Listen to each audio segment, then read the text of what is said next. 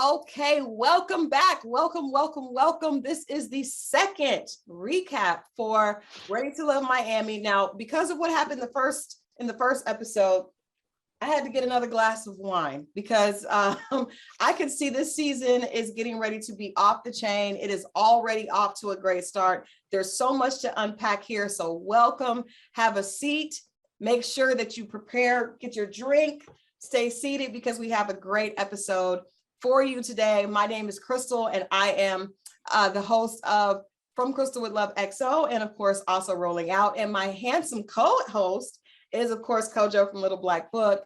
We enjoy having conversations, actually talking to each other and talking to you all. So make sure if you're watching, you let us know. We want to hear your comments. We want to know who you are, where you're from, and what you have to say about these hot singles from Miami.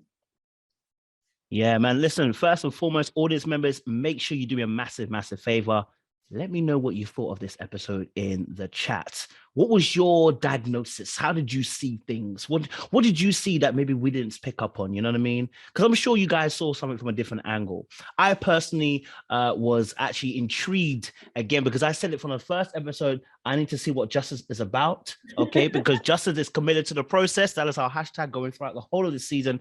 Is Justice committed to the process? And you know, we saw him have a little bit of a conversation again with April once more, and he's was it April? I think it was. Or it might be April. I'm not even sure. But I remember he had a conversation with someone. He was talking about the cosmic energies and stuff like that. And if you know anything about cosmic energies, it was a very fairy answer. But you know, it fitted Justice perfectly. We saw a little bit as well with is it Charisse as well? You know, Charisse has given me to see her vibes in the last 2 seasons. Okay, because that drilling. Yeah, I don't know what it is, that drilling that you people be doing, like, and you know, she was really networking. She treated it like it was a speed dating situation. Like he said, "Baby, I need you to move. You clogging up you clogging the queues. Like, keep it going, keep it moving." Like, Charisse was really on it, and that can ruffle up a few feathers as well. And actually, I maybe foresee that, you know, Charisse has got a bit of that temperament that I can see that's gonna potentially be an issue a little bit later on, also in the season as well. So, you know, I mean, there was quite a few things that were happening on this particular episode. And so I'm looking forward to, first and foremost, audience members, your particular thoughts, and also as well, you know, as always, digging deeper into these particular episodes as well. Yes, we love to dissect, and you know, especially for me because I'm not dating anymore. I got married, so I can look down and enjoy the dating. But I remember, because I was single for so long, I remember, and so I watch these episodes and I'm thinking, oh my gosh, what would I do? What would I do in that situation? Now, I want to say, we said last week that I appreciate Tommy listening to all of us, the two of us, and of course the Ready to Love fans, and we did not let anyone go. Now, what I think happened is people got a little too comfortable, right? because nobody went home, and that never happens. I don't think in the history of Ready to Love, that has not happened where Tommy has not kicked someone off, sent someone home first day. So the fact that no one went home, that both ladies were saved. I think what the two ladies that were in the bottom, you know, last week, both were saved. So I think when we came into this episode, everyone was feeling themselves a little bit, and that, you know, that fear of I may be sent home was gone, at least initially, because it does not last. But we're going to get into this first clip. As Kojo referenced, Charisse is doing her thing, right? She realizes this is a romance competition. This is not here her making friends, her being politically correct. This is her playing to win. Check out my girl playing to win. Second episode, Ready to Love. You look very nice. Thank you. So do you. Yes, you look beautiful. I was extremely excited because I knew that I had a second chance. But it's challenging to know that in this process, at any time, you could be going home. You look so good. Thank You look so good. Thank you. And so it was really my goal to go and talk to as many of the guys as I possibly could. Can we talk? Sure. Can I borrow a little bit of your time? Oh, for sure. Can I interrupt? You're gonna take all. Am I taking all your men? The vibe at the brunch was tense. The women seemed to be very aggressive, and I don't like that. So if I was talking to a guy and a woman came, I leave. Because I want him to watch me get up and walk away while you're trying to steal his attention. I know what I'm doing. So I would have got some steak, but there wasn't any more. Oh yeah, you really did. Wow, Randall, you over here getting served like a king. He's got his plate of food. You ladies are like on the side of him. I need to break this up. I'm like, sis, calm down. What are you doing? Go talk to somebody else. Now, Randall.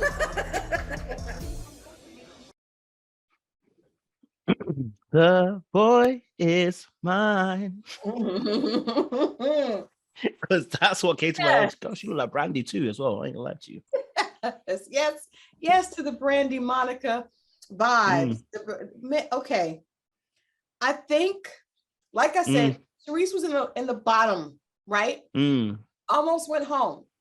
Yeah. So I think because she seems like a person that's very goal oriented, right? Yes. Because when we're goal oriented, a lot of times we try to apply what works in our career to dating. And so I feel like she went home like, I know they did not put me in the bottom two. I guarantee you I will not be in the bottom again. And she went after it. And it came off to me a little much.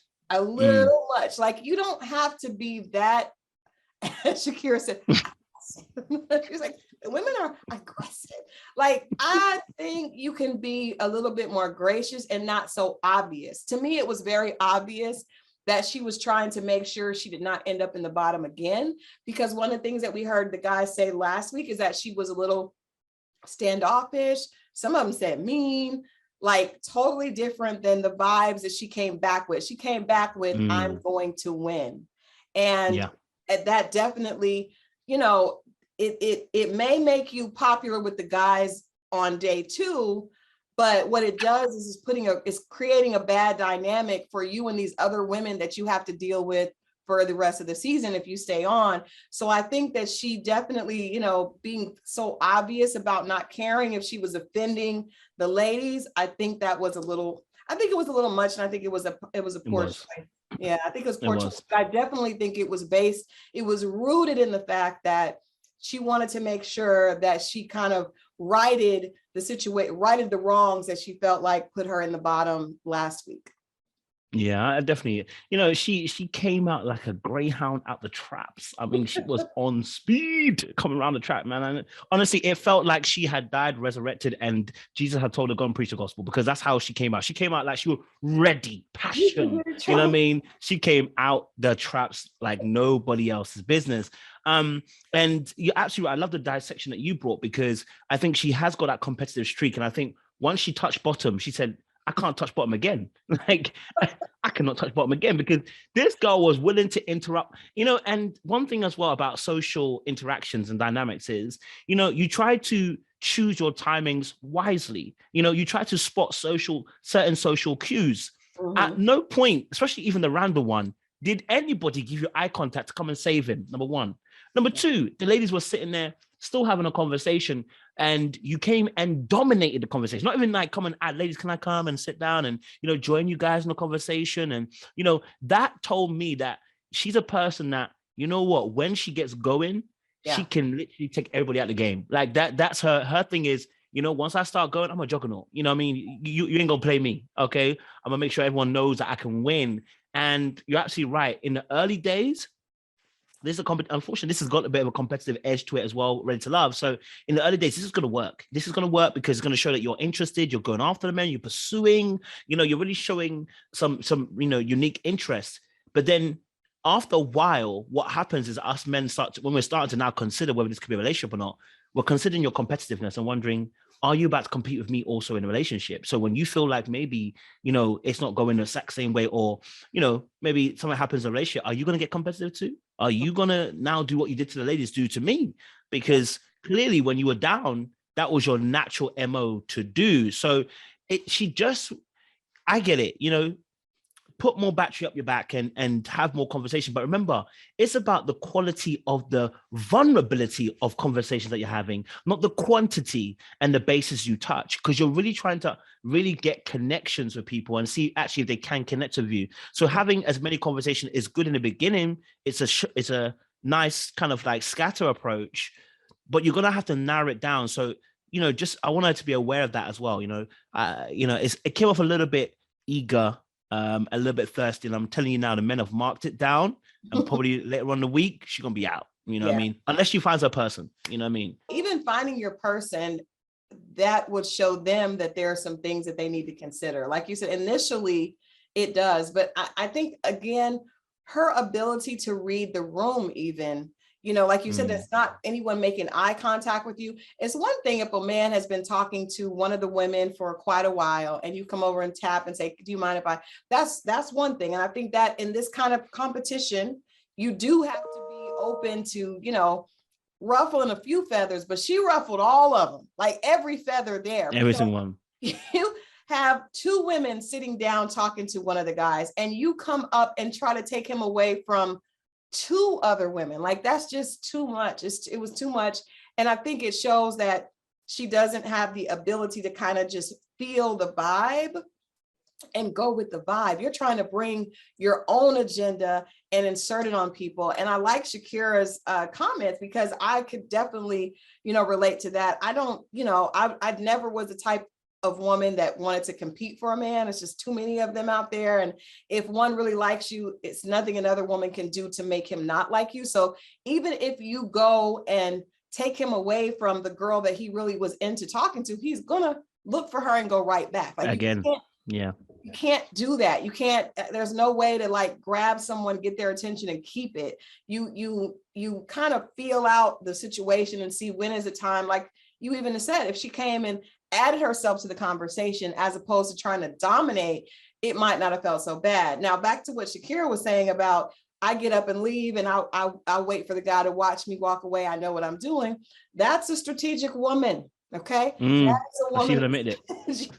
Because she knows that if a guy is enjoying the conversation with you and another woman comes up and inserts herself in there, he's gonna hold that against her, right?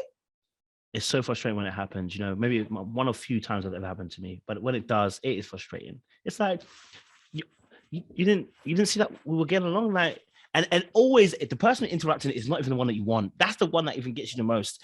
The person interrupting is not the one you want. You know what I mean? So you interrupting, thinking that you're gonna, get in there and show them.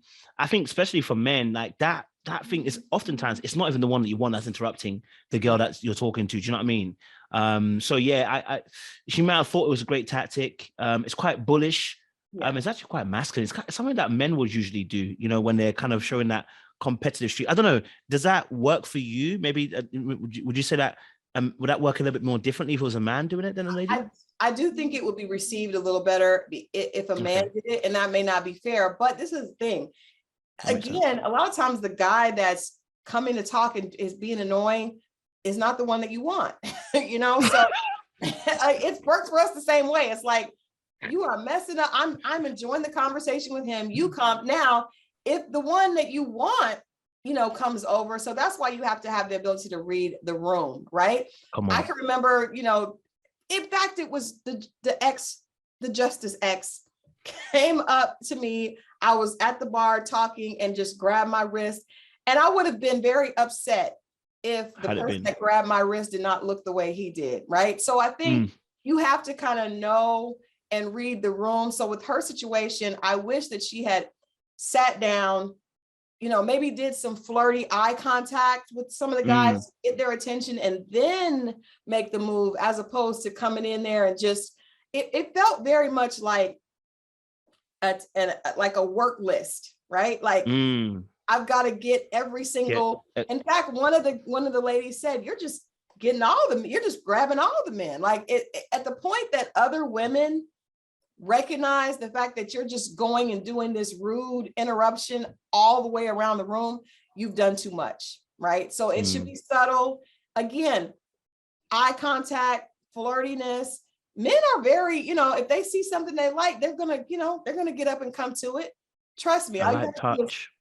Throw out a little bait on signal. Your hook, and let the fish come. Go in there. Some of the ladies' signals are atrocious. Some of you ladies' signals are atrocious, though. Some of you lot think you're giving signals. You ain't giving nothing apart from confusion and Confucius. Okay, Kojo, that's it. give us, before we go to the next segment, give us a example of what Sharice could have done. Like what type of signal, what type of bait should she have put out? I mean, if you are going to come over there, if that's your MO, if you're going to insert yourself, it could have been a light, come next to, maybe you could have come into a little space, maybe a light touch on his shoulder, just like, oh, look, hey girls, can I just join the conversation? You insert yourself softly and subtly, do you know what I'm saying? And then you let the discourse of conversation go, and maybe you ask 1 or 2 questions softly. We don't ask hard questions and pump it in. We're not trying to investigate and interrogate. You're now inserting yourself. You haven't got the power at the moment because you're new to the group. You've got to operate within that sphere. So a light touch on the shoulder would have been nice. You know what I mean? Like, hey, light touch on the shoulder, girls, can I join in? That shows you got good social skills, that you're able to first acknowledge the fact that you weren't there originally, the ladies were there, and then the gentleman also too, you are trying to get his attention as well, but you're not doing it in a way of trying to assert dominance on the ladies, not overtly anyway. So it's having that subtlety, I'd have thought. And you're right, I think a nice little look up, maybe catch my eye, it would have been good, a little smile, and you look away and I look at it, that would have maybe go, oh, okay, she's okay, maybe have to go and have a conversation. You know what I mean? That the ladies, listen to me, I have had great success with the flirty eye. Like, the flirty eye, the wily eye. The wily eye. Yes. It is, there is almost never a time when if you're making eye contact in a pleasant way. And that's another thing. I like Sharice, but it didn't seem lighthearted, right? It's very much like, I'm doing this, you come talk to me, I'm going to check this off. It didn't feel lighthearted and fun. And one of the things that we've learned over all these many seasons, right? The past 6 seasons with Ready to Love, we've learned men don't respond to that heavy work type of energy early on. Like they want to get to know, it just be light, have fun. Let me get to know you. Smile, right? I didn't see her really lead with a smile. Like a smile for guys goes a long way. Smile at a man, look him in the eyes. That he'll get up and come to you, girl. You ain't got to go grabbing him up. So let's just say, moving forward, hopefully, I mean, I agree, Sharice is probably going to end up penalized for this because it shows social, I don't even think it's awkwardness. It's kind of like she did not care about anyone else's feelings. Yep. She was determined to do what she wanted to keep her out of the bottom by any means necessary. So bad behavior, but hopefully she'll learn from it. Hopefully she'll listen to this or we'll share this. And then you all watching, I'm telling you, ladies, the soft touch on the elbow, on the shoulder is true, but that eye contact, it works every time. Bang on. Maybe, you know what it was? She came in like a meteor hitting Earth. And so since we're talking about meteors, let's talk about cosmic energy, because our brother Justice, instead of answering a question with justice, he answered it unfairly. I mean, the question was quite simple. Like, are you thinking about having marriage and kids? And he said, if the cosmic energies line up, ladies and gentlemen, let me just be very frank with you. Somebody answers a question like this, a very straightforward one, and says cosmic energy, you might want to take a little run. But let's have a little look at the conversation with Justice as well, kind of slipping away from answering the question as well. How old are your girls? Faith is 14, Heaven is 13, and King is 10. You want more? Brother, don't choke on the mimosa. Oh. Don't choke on it. That is a little too rapid. Listen, give me a second. I do want kids. Like, I don't have any kids. I do want kids. So that's what I was zoned into. But because that would be a big gap between your youngest and starting over right now. Big gap.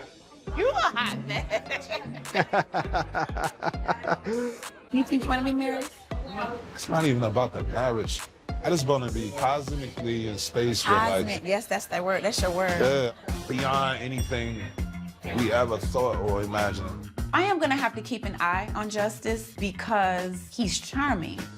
So I almost feel like, if I'm not careful, I could be caught up. Cosmic. I just want to be cosmic like relationship. Yeah. I think you're naturally awkward, and that's what I like about you. Yeah, I'm awkward too. Yeah. Yeah, you look good. And this dress is like doing it for me too. I'm not gonna lie to you. But it's hot down here. Like, I don't like getting sweaty and like getting sticky and then still continue to be outside. I'm sweating, right? You're sweating already? Already. It's hot in here. I mean, I feel good. I'm sweating. I'm gonna start seeing trickling. Just as long as you're cool with it, I'm cool with it. Edit it out, please. Do what you guys gotta do. Go home, take a shower. I don't feel good. Okay, first of all, let me just say everybody's getting close. You see that? Real close. Is cuddled up. Like it's it's a lot of skin on skin contact happening in that clip. The cosmic, April, I think, is kind of smitten with Justice. So for her to say that she has to keep an eye on him again, and she's, to me, when I hear a guy start talking like that, I just am like, okay. You ain't intentional. I'm not. It just feels like, again, hashtag committed to the process. Committed to the process, hashtag. It's not, it just is something that sounds good, but what does it mean? What does it mean? Yes. What does that mean? So I think that the women have kind of picked up on the fact that he likes to, it's like one of those people that likes to sound deep, right? They feel like the stuff that they're saying is really deep, and really it's just like, nobody really knows what you're talking about. So I don't really take him seriously. I just thought that he's not giving answers that are concrete and allow you to get to know him, right? He's being very surface, which allows him to stay committed to the process, but he is smooth in that his he's laid back, his posture is comfortable. He's comfortable in the BS. He lives there. He's okay with Cosmic it. rays. Got a brother like a Silver Surfer out here on Marvel. Listen, you know what? I actually looked up what cosmic connection is, and it says cosmic connection is, somebody broke it down to 9 things. Those who remind you of your purpose, those who inspire you, those who learn from you, those who remind you of who you truly are, those who empower you, those who give you pain, those who stir you up, those who leave, those who stay. Can I be honest with you? It sounds like life. Okay, and this is why it's just this deep stuff that doesn't need to happen. What you see, and this is what you have to be careful in dating, guys and ladies.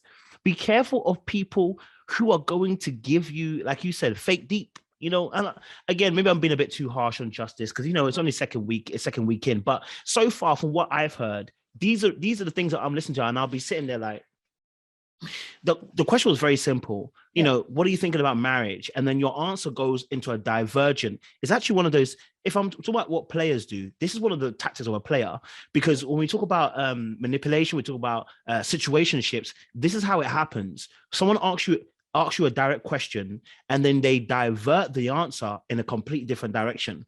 And we call this the gray area. The gray area is the meeting place between two people where we come to negotiate. So whenever you meet somebody, and let's say you like each other, you start talking, you're in the gray area. And what you're doing is you're trying to flesh out black and white what you actually want and how it looks like. And that's why conversation is important. If somebody asks you a question, or you ask somebody a question, what do you think of marriage? Are you looking to get married? Is this what your end goal is? And the person goes, well, you know what? I'm here for the cosmics. You know what I mean? I'm here for the cosmic stuff. I'm here to, for me right now, it's all about the rays. It's just all about the moon and stars and the sun. If they start telling that is not an answer that you want, therefore, they've actually given you a gray answer. You don't need to be there because that person is not trying to meet your expectations. And if you stay, that's your fault. So April now is becoming winter real quick, and it's getting real chilly because she's staying in a place where she likes it because he's good looking and he's charming and he's smooth, and that's how players usually are. And yet yourself that he's not really giving you the substance that you require. And so it's almost like a placebo that he's offering you. It's not doing what it's supposed to do, but you're going to pretend, you're going to believe that it's doing something. And so for that, I was like, April, girl, you 43, and I need you to. Don't let this don't let it play you. 46 even. You look good for 46, by the way, April. You know what I mean? I'm trying to be your summer. You know what I mean? I agree with you. It is just not substantial. It's like if someone were to give you a plate of whipped cream as opposed to, a cupcake with whipped cream on it. It's like, you can give me anything that I can really digest at down. all. This is just fluff. Everything is fluff. You know, we see that in Miami, the women are very beautiful and the men are also very into their looks as well. What about the sticky clothing and the being now? What's he talking about, Devin, again? He did look hot. He did look hot. He was red. He was very red, but he was very concerned about looking sticky on camera and not wanting to be hot, and still, I guess he wanted to be able to be excused to go take a shower. I don't really know what. I mean, I know how it feels, but why did he mention it? I mean, you're filming. You're filming. Everybody's out here. Everybody's hot. You know, no one has a built-in air conditioner. Everyone is dealing with the elements. He just seemed it was a little bit of a diva moment. Just a little diva moment. Yeah, I mean, to be honest, I mean, there's a reason why obviously they showed us this clip, which means it's linked to something. I don't know, because you know, otherwise it's insignificant. You know, as a personal conversation, so there must be something about it. You know, as to why they left it in there, because you know, why are you mentioning more the fact you're hot? More diva. Maybe on the way. Maybe. Okay, that's a good and that'll be a good foundational setup. I'm more interested in the fact that Mike was choking on air. Okay, not even food. He was choking on air on one question, which was, bruh, you know, what about the kid situation? Yeah. Like, if you're not about kids, like, again, and this is also a reason why I'm saying this is because, you know, when you're dating, right, you need to really know what you're about. Like, listen, the most attractive people are the people that really know what they're about. Unfortunately, a lot of people fall for things that they need not fall for, because really and truly, they're not intentional about how they're looking for a partner. So you fall for absolute rubbish. Now, Mike has, if someone asks me a question, do I want kids? And let's say I don't want kids. I'll be like, hey, look, I'm not looking for kids. Straight answer. I'm not choking on air. And the reason why is because that's what I believe. When you start choking on air, it gives me an indication that, you know, you might not be comfortable with your own answer. You think it's going to be, if you give this answer, it's going to sway people's mindset. It doesn't matter if they agree or don't agree. That's your truth. And especially as a man, if you live in your truth, women love that. Now, it might not be the woman that you want because maybe she wants kids, but they love the fact that you live in your truth and you're sticking to your principle. So when he was choking, I was like, Mike, please, I hope you're a person that's principled and you're not choking on air because they asked you a question about kids. Because I know he's got 3. So, but yeah. I'm going to tell you I have no problem being the petty part of the duo. I have no problem with that, because I'm going to tell you, I don't think it has anything to do with him not being comfortable. I think there's a thing called being committed to the process, which means they possibly want to hit, right? Let the audience, okay, we're all grown. Everyone here is over 30. We know that a lot of men like to keep their options open. Like, I know that I don't want any more kids. However, I don't want everybody to cross me off their list that does want children. So I know I want to be able to have access, we'll say, as opposed to, I want to have access to ladies that may not agree with some of the realities of my life. So a lot of times men will hide certain of their beliefs strategically because they don't want to count themselves out from a physical encounter with a woman, right? I've learned this, ladies, the long way, right? The hard way. Sometimes it's not about him being awkward or being uncomfortable. He just wants to hold his cards close His chest. until he sees what the possibilities are, right? So it doesn't have anything to do with being real, being authentic, being honest, because you're right. If you say your honest truth, there are always women that will align with your truth. But if you want all the women, the possibility to hit all the women, then you're definitely going to give an answer or struggle to find an answer that's going to be, it's going to go across the board. So you don't like eliminate your possibility of having interactions with all the women. That's I like that.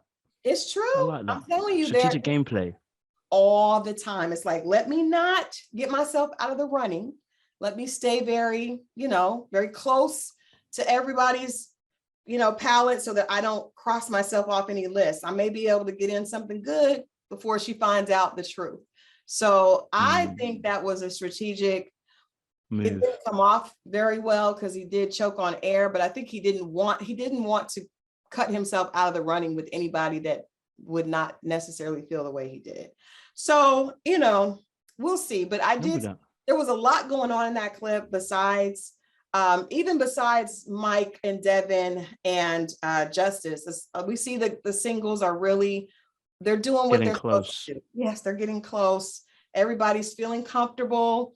I think people are, like I said, kind of that feeling of, okay, I may not be going anywhere. I'm good. We can stay here. So we're going to go on to this next clip. And again, this is our boy, committed to the end, Hashtag committed to the process, guys. Committed to the process, Justice. So he is asked up front about his timeline for marriage, and true to form. Now, if we're wrong about Justice, we will acknowledge that. But right now, it's par for the course. Let's check this clip out with Justice giving his response to his timeline when it comes to marriage. Oh, so other than Prince Amir, what are you grateful for in life? I don't know. Honestly, I just started my life over 3 years ago, and I really feel like I have a second chance. It took me a while to admit that my marriage wasn't working. And it was devastating. Who wants to get a divorce? I'm just grateful. I took a leap of faith, literally started over with nothing. The tough times, that's when you realize what your superpowers are. I wanted to learn more about Shakira. She revealed her truth, and my heart goes out to her. That was a standout moment for me. When I'm single, when she's single, and I'm dating people, I'm dating multiple people. No. What? First of all, if I'm dating you, it's because I'm interested. Okay. If I'm spending my money, in Dating itself, is just dating for you. I don't date no one until I'm interested. Most people say, well, how are you gonna be interested if you don't date me? Well, I don't gotta just spend my money to show you that I like you. I just need to spend time with you, right? How long are you showing that interest before you ask them to be with you? I don't have a time frame. It could be today, it could be tomorrow, it could be 10 years from now. No, that's that Miami. Literally after that conversation, I literally was like, I'm done with Justice. Honey, you want to talk? Go talk to your mama. Okay? It's an absolute no. Taylor. Grand opening, grand closing. Grand opening, grand closing with Kayla. But before we talk about Kayla and Jessica, can we talk about Samson? I like Samson, right? And Shakira, I like her as well. They had a nice moment, there. I like that. I liked him from the first episode. I think that he is not, I just don't get the idea that he's, even with the name that feels very over the top, right? This very over the top name, very cool. But, and he kind of fits the description of what it would be. But he seems very grounded and very authentic. I never get the vibe that he's trying to figure out what to say. Because some people you can see in their head, they're coming up in this, immediately after that clip, we saw someone that was in their head thinking about the right thing to say or what was the thing to say to make them look cool. But Samson is, so far, episode 2, he's very upfront. And I like the fact that he appreciated when Shakira was explaining something that's very traumatic. She went through a divorce and she was being in a vulnerable, she was in a vulnerable state, and we saw him respond to that in a good way. So I love the fact that we started this clip out with that great conversation. To me, that's the good stuff, on Ready to Love, where we see people actually making real connections based on their sharing experiences, with people that can allow them to see a little bit deeper into their personality. Because I really believe you need the physical attraction, and then you need compatibility, and then you need chemistry. And so basically when you share experiences from your past, it allows people to see if there is compatibility, right? Because you can't, I don't think any relationships works without all three of those being in sync. You got to be physically attracted to the person. You guys got to have that spark, that physical, that chemistry that makes you get each other's jokes and feel very comfortable with the person. But then you also need to know that you're compatible with their lifestyle. So I think when you're able to have those type of conversation, that leads to defining and determining the potential for compatibility. So with that said, we can get into the foolishness of, you know, Justice, who, again, like I said, Shakira is already grand opening, grand closing. That potential connection is done.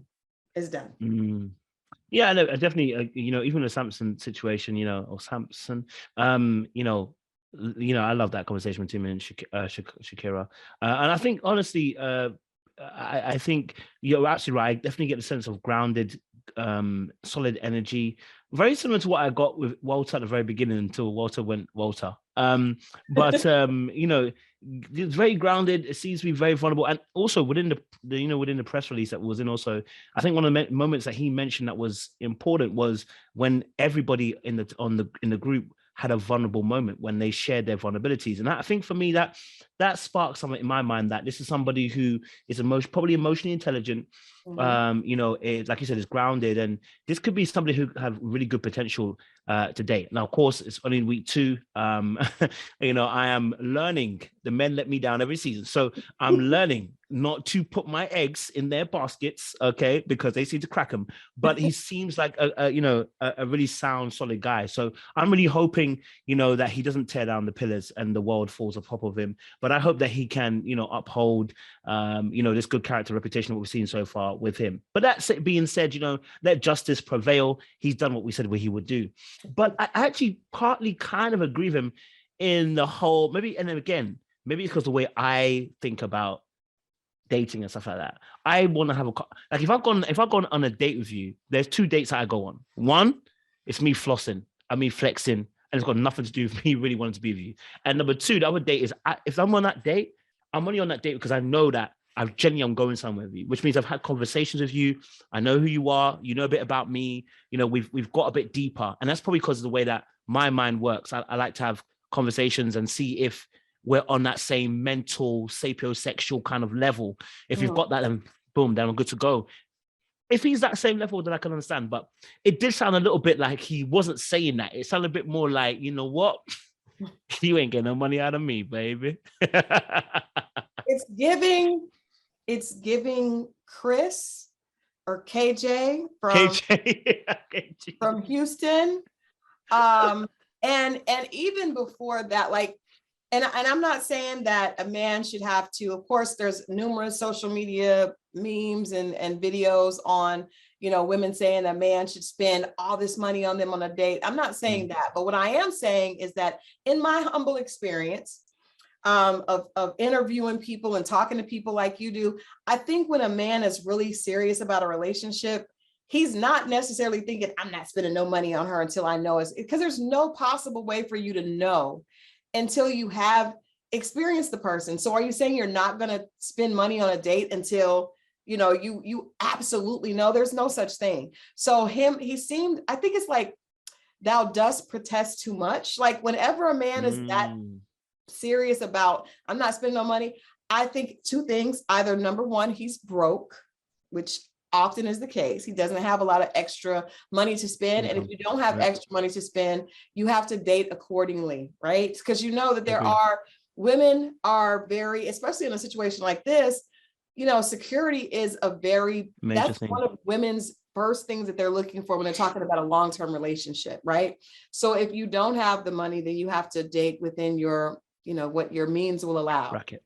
Right. But also, it could be the guy has been hurt and taken advantage of, and this is his way of trying to put up a fake protection for himself. 9 times out of 10, those guys can sometimes be the same guy, like the broke guy that got taken advantage of because he took all his money and he spent it on a girl and she didn't appreciate it. And so now he's like, they ain't getting my money, and it doesn't work, because what happens is you have this defense up and you're so consumed with not being taken advantage of that you turn off people that would potentially be great mates. And then also you offend people because you're trying so hard to protect yourself and not get hurt. It doesn't work with anybody. Like nobody that is protecting, that has a defensive wall up to protect themselves is ready for love. So this is a situation where if you're coming to the table, there's 2 red flags to me in this situation with him saying, I'm not spending any money on you until I know. You could date someone for 5 months and still not know if they're the one or not. Like you just don't know.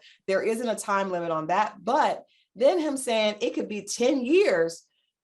Child, ain't nobody dating nobody for 10 years at this point. If you're serious and you're a mature adult, then you say, now, if you don't want to get married, then say that. Say marriage is not a goal for me. But to say it could be, 10 months or 10 years, that you already know that's going to turn women off in a situation like this, because it just sounds like a person that's been hurt and is trying to make sure that they don't put themselves in a vulnerable position again.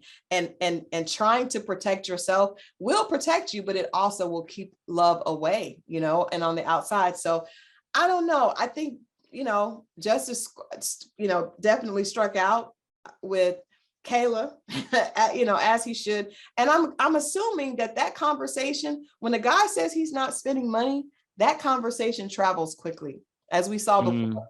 We saw how quickly that traveled in Houston. It did not bode well.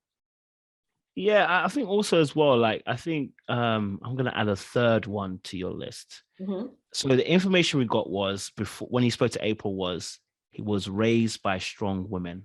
Mm-hmm. What I've encountered with men who've been raised by women is, one, sometimes there can be hidden bitterness towards women. Two, there are women who teach their young boys how to dodge women because they are women. And so that can also actually have a reverse effect as well. So maybe, even the first two combined with the third is a storm that Hancock and Mrs. Hancock would be conjuring up and just causing chaos with. It literally could be a perfect storm where that conversation comes out the way it does. Because, and again, listen, because I was waiting for it, because when he spoke with April and said about, he had strong women, so it didn't affect him not having a father figure, I said, I'm so sorry, I've got a dad and it affects me. So no, if you're telling me that because you have strong women in your life, it didn't affect you, I'm looking at you and I'm going, there's something that he's not telling us, or something that he's not even aware of, that is a behavior of his coming through. Because that whole paying and stuff like that, even myself, I'll be honest with myself, my dad is like, it's a typical Ghanaian dad. So romantic stuff, they don't do. So I never really learned that. Do you know what I mean? So for me, paying on first day wasn't really a thing. And plus I was broke. So it didn't make sense. You know what I mean? And then when you get money, you want to floss. Why not paying a first date? It makes you feel good.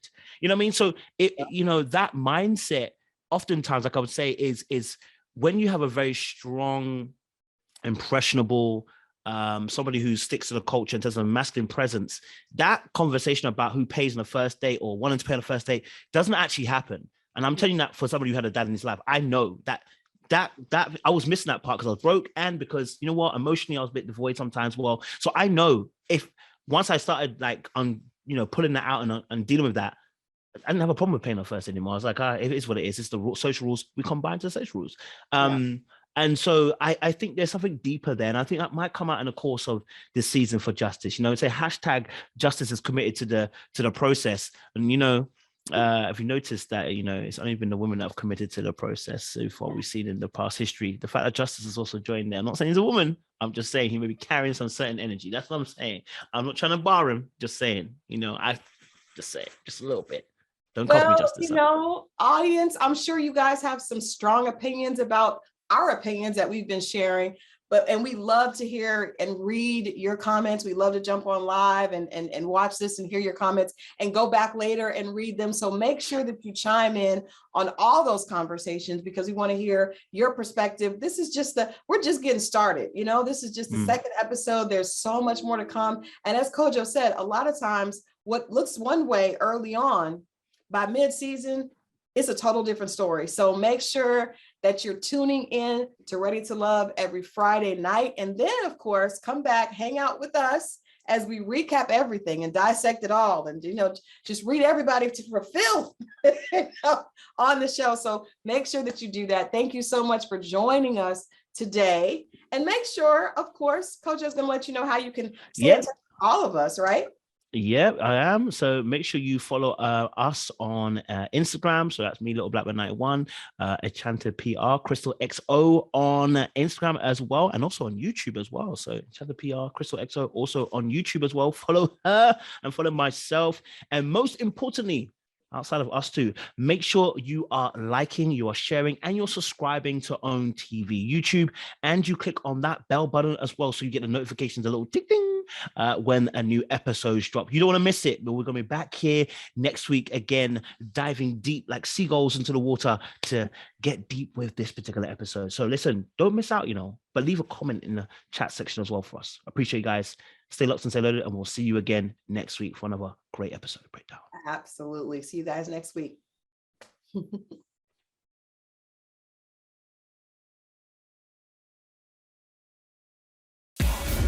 There are more ways to watch OWN now than ever before.